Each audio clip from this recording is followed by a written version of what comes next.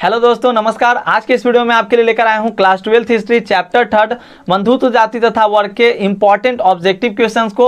और फ्रेंड्स, इससे पहले वाले वीडियोस में मैंने इस चैप्टर को एक्सप्लेन कर रखा है, तो यदि आपने अभी तक उस वीडियो को नहीं देखा है तो जाइए हमारे चैनल के प्लेलिस्ट में, आपको वहां से वीडियो आसानी से मिल जाएंगे। और हर बार की तरह इस बार मैंने इस चैप्टर के भी इंपॉर्टेंट तथा सिलेक्टेड ऑब्जेक्टिव क्वेश्चन को लाया है, तो वीडियो को स्किप मत कीजिएगा और पूरा अंत तक जरूर देखिएगा, क्योंकि कौन सा क्वेश्चन आपके लिए कितना ज्यादा इंपॉर्टेंट है ये आप प्रश्न देखने के बाद ही बता सकते हो। तो चलिए शुरू करते हैं हम लोग अपने पहले प्रश्न से। और फ्रेंड्स, जिस प्रश्न का आंसर आपको याद रहे उसका आंसर आप नीचे कमेंट सेक्शन में कमेंट करते चलिएगा और लास्ट में बताइएगा आपने कितना सही किया। तो चलिए पढ़ते हैं हम लोग अपने पहले प्रश्न की ओर। हमारा पहला प्रश्न है आज का, बहुत ही इंपॉर्टेंट है। देखिए क्या कहता है प्रश्न कि निम्नलिखित में से कौन सा स्रोत ऐतिहासिक साहित्यिक स्रोत है। देखिए मैंने आपको इतिहास के पहले क्लास में पढ़ाया था कि जो प्राचीन इतिहास होते हैं उसकी जानकारी के मुख्य रूप से 3 स्रोत होते हैं। एक आपका साहित्यिक स्रोत, पुरातात्विक स्रोत और कुछ विदेशी यात्रियों के विवरण से भी हमें उसके बारे में पता चलता है। तो पुरातात्विक का जिसका संबंध होता है अभिलेख से, मोहरों से, सिक्कों से। और मैंने चैप्टर फर्स्ट में पुरातत्व क्या है, पुरातत्व से आप क्या समझते हैं, ये सारी बातें डिस्कस कर दिया है। तो यदि आपने उस वीडियो को भी नहीं देखा है तो आप जाकर उस वीडियो को देख लीजिएगा। मतलब कि जो भी मैं वीडियोस बनाता हूं आप इस वीडियो को फॉलो कीजिए और वीडियो को जरूर से जरूर देखिए। आपको सारे वीडियो आसानी से कहां मिलेंगे, वीडियोस वाले सेक्शन में नहीं, प्लेलिस्ट वाले सेक्शन में आपको आसानी से मिल जाएंगे। ऑप्शन से देखिए ब्राह्मण ग्रंथ, बौद्ध ग्रंथ, जैन ग्रंथ और अभिलेख। तो आप लोगों को आंसर याद है, पहले से पता है या गेस कर पा रहे हैं तो नीचे कमेंट सेक्शन में कमेंट जरूर कीजिए। तो इसका सही आंसर क्या हो जाएगा, बिल्कुल बहुत अच्छा ऑप्शन डी हो जाएंगे आपके, अभिलेख। और मुझे आशा है कि आप लोगों ने अभिलेख ही किया होगा, ऑप्शन डी, क्योंकि ये वीडियो मैं रिकॉर्ड करके डाल रहा हूं और आप लोग नीचे कमेंट सेक्शन में जरूर कमेंट कर देंगे। निम्नलिखित में से कौन सा स्रोत ऐतिहासिक साहित्यिक स्रोत नहीं है। दोस्तों साहित्य का मतलब होता है जैसे आपके क्या हो गए, जैसे आपका ग्रंथ हो गया, ये सारी चीज साहित्य के रूप में आते हैं। और पुरातात्विक अभिलेख जो आपका, इसका संबंध किससे है, पुरातत्व से है, तो ये आपका पुरातात्विक आपका ये संबंध रखता है। तो ध्यान रखिएगा, ये सारे टर्म्स आपके लिए इंपॉर्टेंट रहेंगे।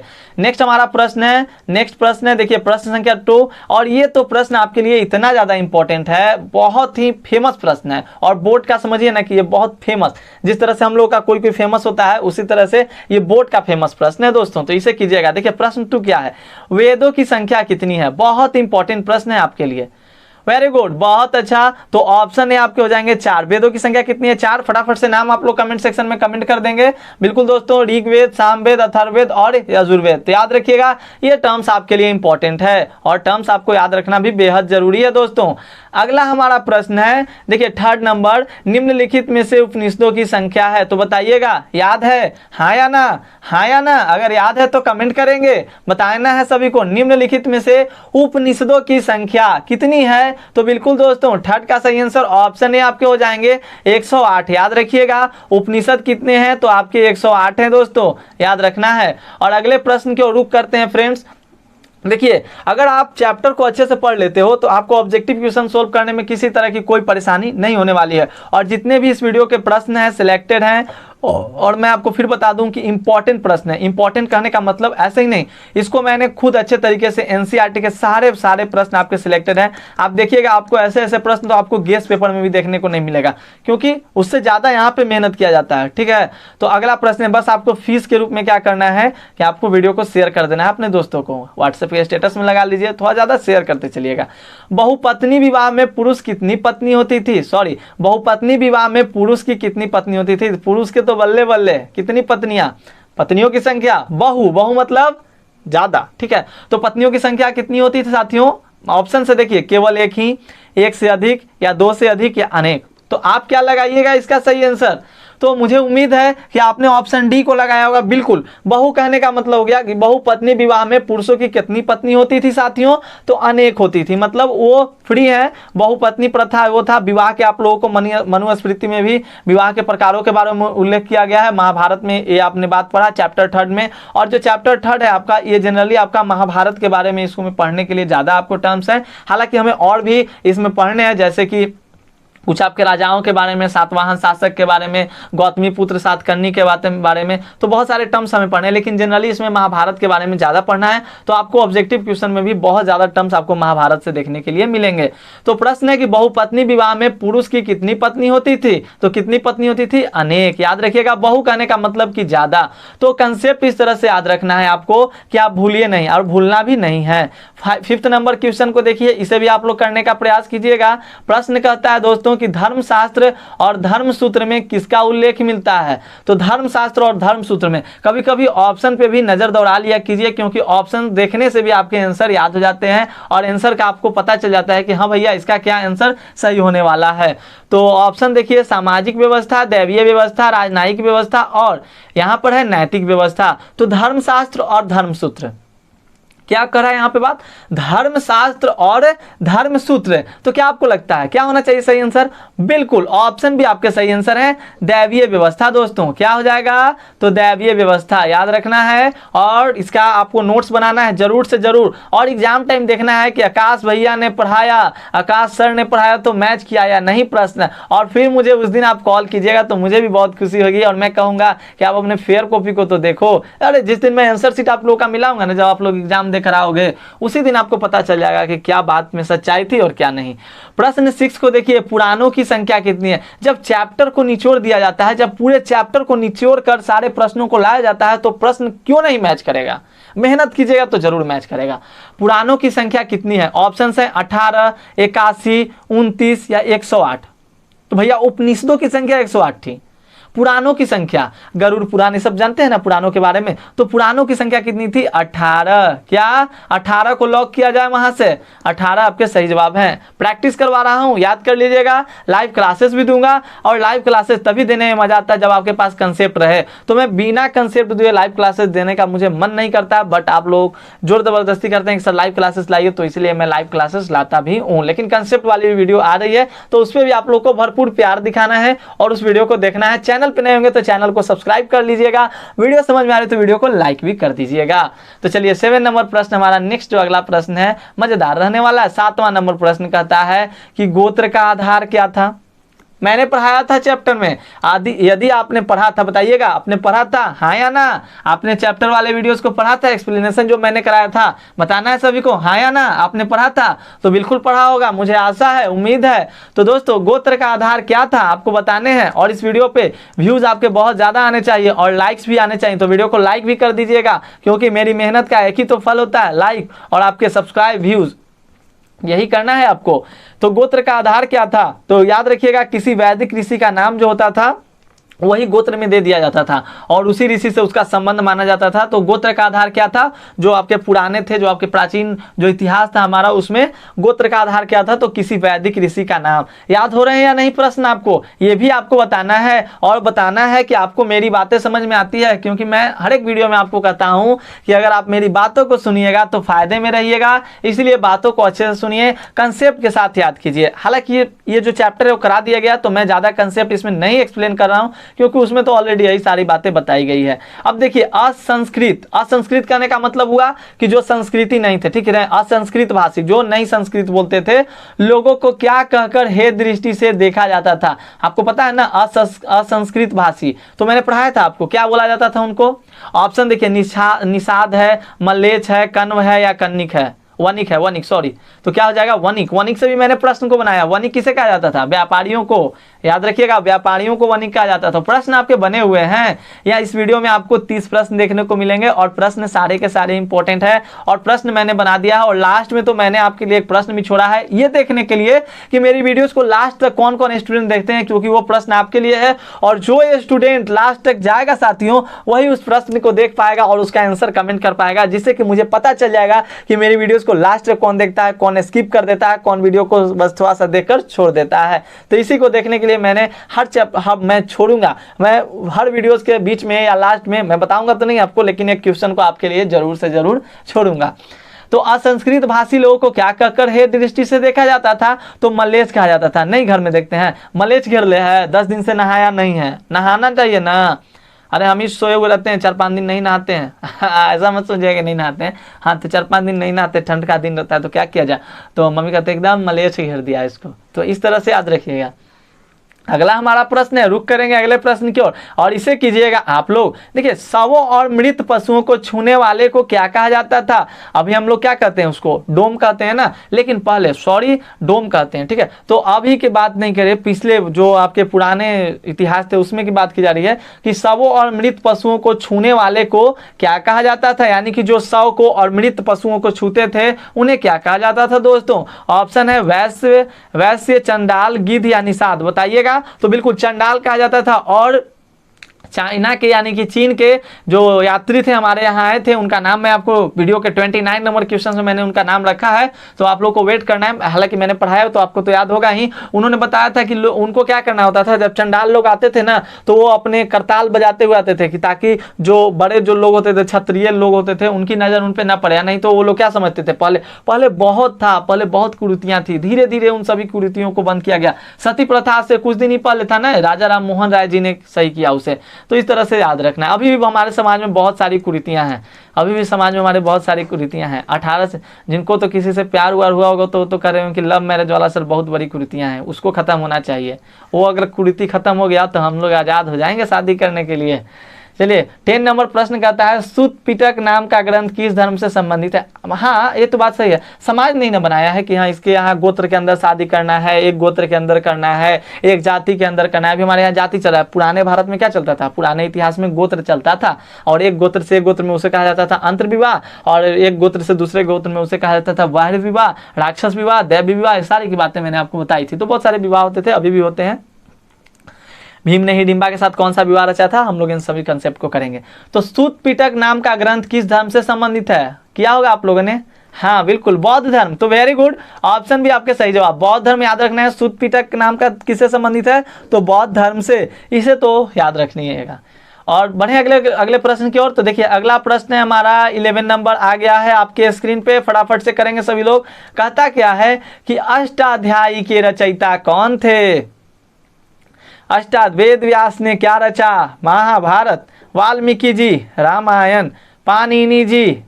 बिल्कुल, अष्टाध्यायी के रचयिता आपके पाणिनि। और हरिसेन का तो आप लोग जानते हैं, हरिसेन का आप लोग जानते हैं, मैं नहीं बताऊंगा, हरिसेन का आप लोग जानते हैं।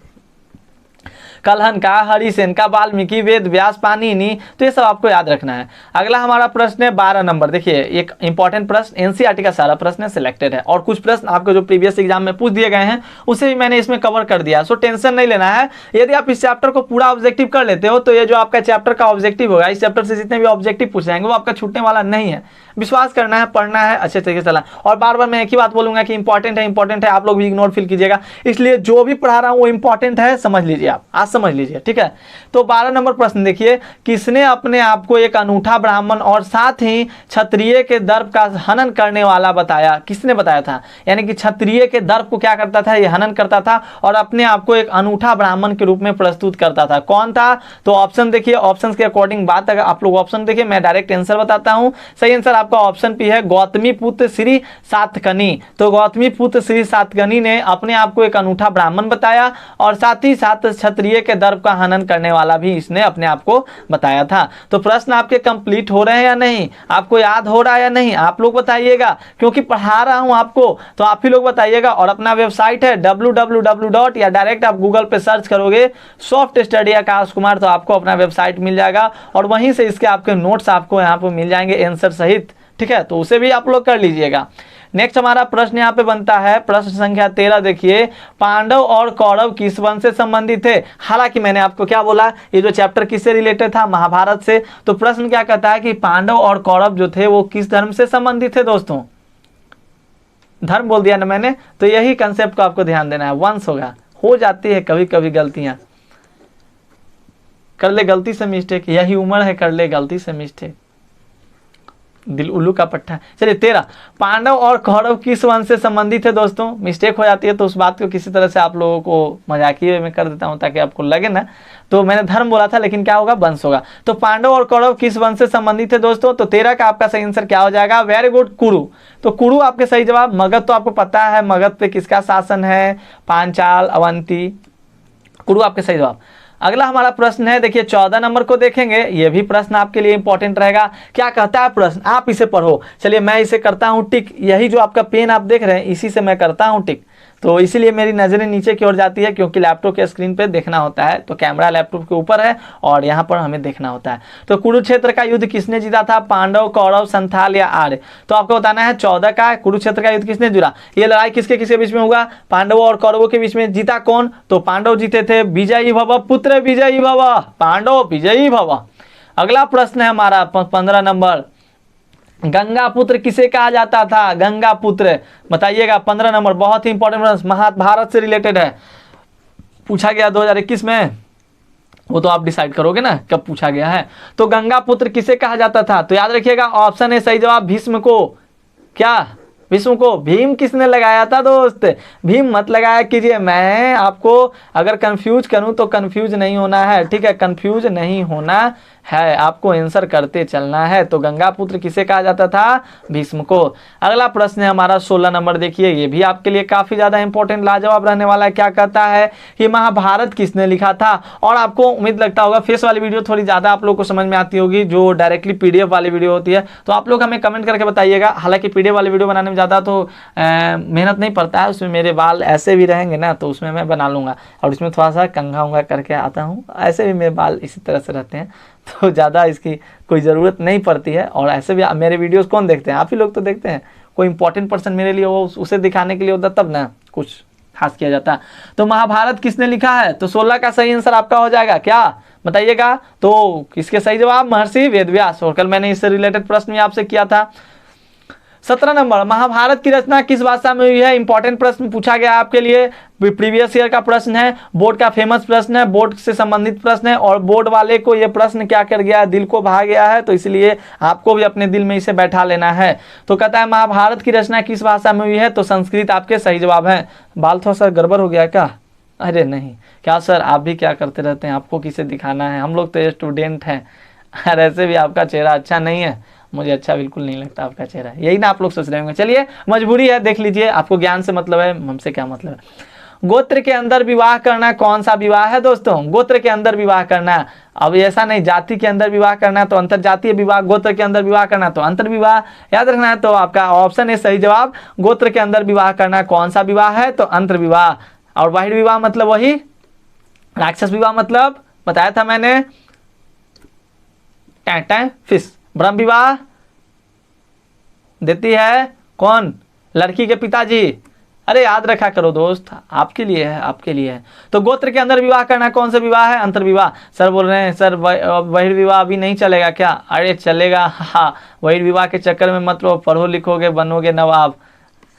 19 नंबर है, मनुस्मृति में कितने प्रकार के विवाह का उल्लेख किया गया है साथियों? प्रश्न देखिए इंपॉर्टेंट है, क्या कहता है कि मनुस्मृति में कितने प्रकार के विवाहों का उल्लेख किया गया है? ऑप्शन है 4, 6, 8, 9। तो क्या हो गया सही जवाब? तो ऑप्शन सी आपका सही है, 8 प्रकार के विवाहों की चर्चा की गई है और महाभारत में मनुस्मृति, ठीक है। तो 8 हो जाएगा, दोनों में याद रखिएगा। अब यहाँ पर हो गया कि द्रौपदी किसकी पत्नी थी? तो द्रौपदी किसकी पत्नी थी? माता जी मैं भिक्षा लेकर आया हूँ, माता जी मैं भिक्षा लेकर आया हूँ, तो पांचों भाई बांट कर खा लो, खा लो नहीं, सॉरी क्या बोले थे कि पांचों भाई आपस में बांट लो। अब लीजिए द्रौपदी का, उन्होंने तो जीत कर लाया द्रौपदी को, अब बांटे भाई कैसे बांटे? अब पांचों भाई के मन में, अरे मैं तो उनका भैंसुर हूं, तो वो कह रहे हैं हम तो देवर हैं, तो देवर हैं तो चलेगा काम, लेकिन भैंसुर तो नहीं। चलिए अब माता जी का बात तो मानना था ना भाई, माता सर्वोपरि है अपनी, तो माता जी का बात मानना है।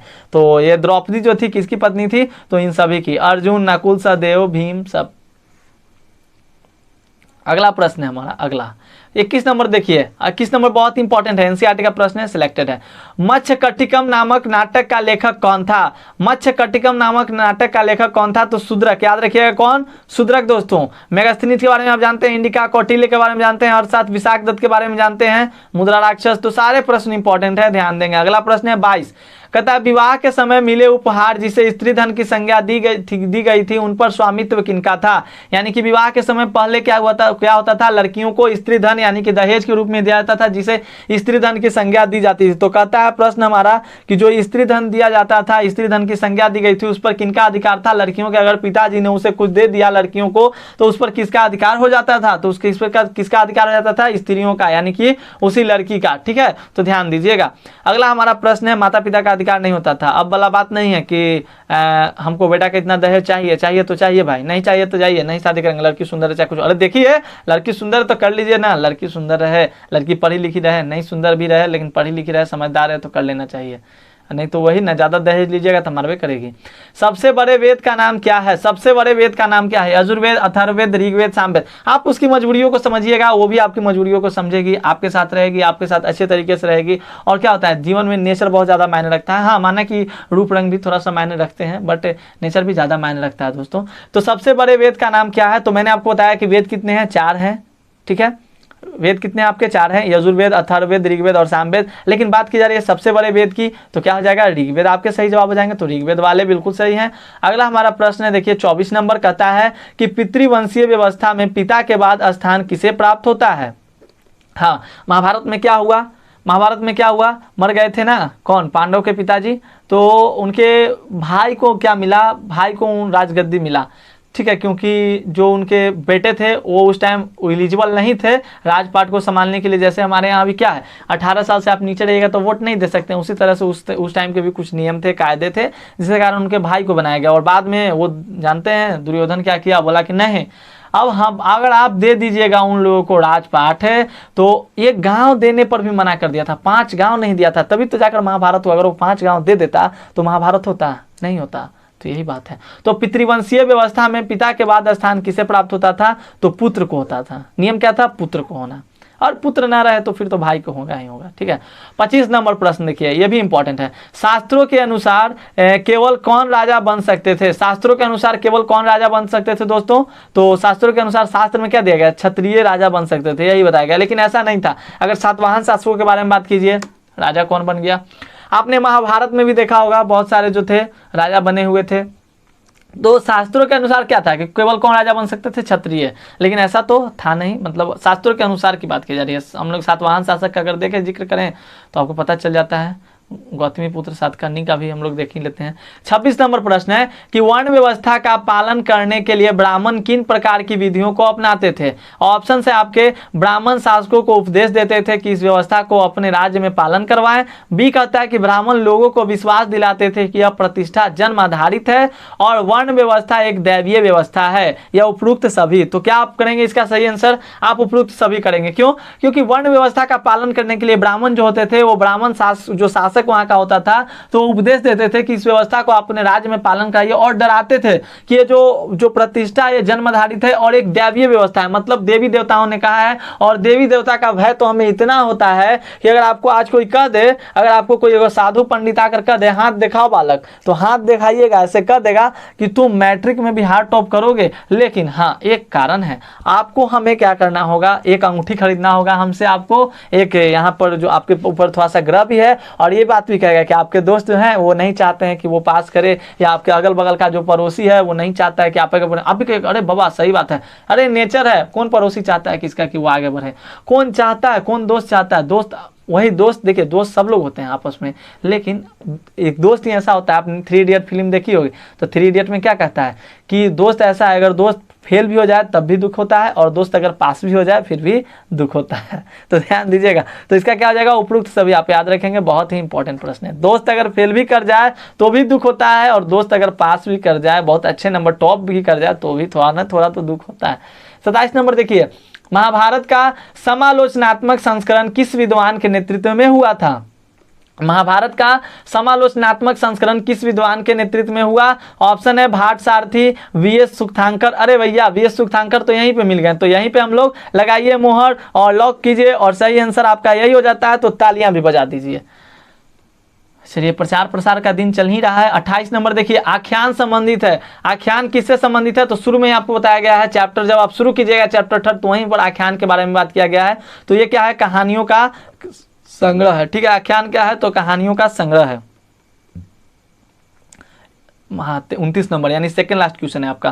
देखिए 29 नंबर कहता है कि वणिक शब्द का प्रयोग किसके लिए हुआ था। मैंने बताया था, प्रश्न मैंने पूछा या नहीं, पूछा ना, हाँ या ना, तो हाँ बिल्कुल मैंने पूछा आपसे प्रश्न। तो प्रश्न क्या था कि वणिक शब्द का प्रयोग किसके लिए हुआ था। तो भाई किसके लिए हुआ था, व्यापारियों के लिए हुआ था। तो याद रखना है ऑप्शन भी आपका सही जवाब हो जाएगा। अगला हमारा प्रश्न है 30 नंबर, देखिए हाँ देखिए चीनी यात्री वाला भी आ गया। किस चीनी यात्री ने कहा था कि अस्पृश्यों मतलब जिन्हें आप जैसे मतलब स्पर्श करते हैं ना, तो अस्पृश्यों मतलब स्पर्श करने वाला जिन्हें आप स्पर्श नहीं करें को सड़क पार कर चलते हुए सड़क पर चलते हुए करताल बजाकर अपने होने की सूचना देनी पड़ती थी, जिससे अन्य उन जन को देखने से बच जाएं। तो ये जो आपके चीन का एक यात्री आया था जिसका नाम था फासियन, या याद रखिएगा क्या ऐसे फायान भी क्या है चीन का यात्री है, तो ये नहीं फासियन, याद रखिएगा। फासियन ने बताया कि जब मैं भारत गया, जब मैं वहाँ गया तो पता चला मुझे कि जो वहाँ के जो अस्पृश्य होते थे, जो जिनको लोग शूद्र मानते थे, उनको क्या होता था करताल बजाकर अपने होने की सूचना देनी पड़ती थी, और वो क्या रहते थे गाँव से बाहर अपनी एक झोपड़ी देकर बनाकर रहा करते थे। तो इस तरह से बातें यहाँ पे बताई गई थी। अब तो हालांकि सारी कंडीशन बदल चुकी है। अब हम लोग क्लास में जाइए, कहीं पे पढ़ने जाइए, बस में सफर कीजिए, अब आपको सारे लोग मिलेंगे और आपको बैठना भी पड़ेगा दोस्तों। तो समय बदल रहा है तो हमें भी बदलना है, चेंज होना है और इन सारी कुरीतियों को दूर करना है और अपने आप में परिवर्तन लाना है। और जो आप समझ रहे हैं उसे आप करते रहिए, परिवर्तन लाते रहिए। और एक प्रश्न आपके लिए रहेगा, तो ये प्रश्न को आप करोगे, मैं नहीं, आप करोगे दोस्तों। 31 क्या कहता है, सही मिलन कीजिए, सही मिलान कीजिए, मिलान कीजिए। तो रामायण का मिलान किससे होगा, महाभारत का मिलान किससे होगा, अष्टाध्यायी का मिलान किससे होगा, मनुस्मृति का मिलान किससे होगा। मुझे तो लगता है कि रामायण का मिलान किससे हो जाएगा, वाल्मीकि से। महाभारत का मिलान आपका वेद व्यास से हो जाएगा। अब आपको बताना है, अब आप क्या कीजिएगा, कमेंट सेक्शन में कमेंट करके बता दीजिएगा। जब वीडियो समाप्त हो जाए प्रीमियर, तो आप लोग कमेंट सेक्शन में कमेंट करके बता दीजिएगा। और दोस्तों आप अपना फीडबैक दीजिएगा कि आपको वीडियो कैसी लगी, वीडियो समझ में आई या नहीं, क्योंकि मैंने आपके लिए फुल्ली वीडियो बनाया था। तो उम्मीद करता हूं कि आपको वीडियो समझ में आ भी गया होगा। और दोस्तों मेरा एक कोर्स चल रहा है, मैंने आपको बताया है 499 का कोर्स है। यदि आप उसमें ज्वाइन करते हो तो जल्द से जल्द ज्वाइनिंग उसमें ले लीजिए। मैं आपको इसका डिटेल्स भी बताता हूँ क्या कुछ मैं उसमें कराने वाला हूँ, ताकि आप कंफर्म हो जाए। एक बार रुक जाइए, मैं आपको कोर्स का डिटेल बता देता हूँ। देखिए आपका 499 का कोर्स है, उसमें जितने भी क्वेश्चन बैंक हो ये सारे क्वेश्चन बैंक आपके वहाँ पे सोल्व कराए जाएंगे। और उस क्वेश्चन बैंक को कराएंगे ये आपके जो आपके यहाँ पे दिख रहे हैं ना टीका किए हुए, ये आपके कराएंगे। ठीक है, मैं अपनी यहाँ पर मैं अपनी फिगर को क्यों खराब करूँ। तो ठीक है दोस्तों, ऐसे ही मेरा फेस खराब है। तो चलिए उम्मीद करता हूँ आपको वीडियो समझ में आए। वीडियो अगर समझ में तो वीडियो को लाइक कीजिएगा, चैनल पर रहेंगे चैनल को सब्सक्राइब कीजिएगा और इस वीडियो को अपने दोस्तों के साथ भी शेयर कीजिएगा। Take care all of you, स्वस्थ रहिए, मस्त रहिए, पढ़ते रहिए। मैं आपके लिए ऐसी इसी तरह से वीडियो बनाते रहूंगा। तब तक के लिए धन्यवाद और एक प्यारा सा कमेंट करके जाइएगा। तो चलिए राम राम।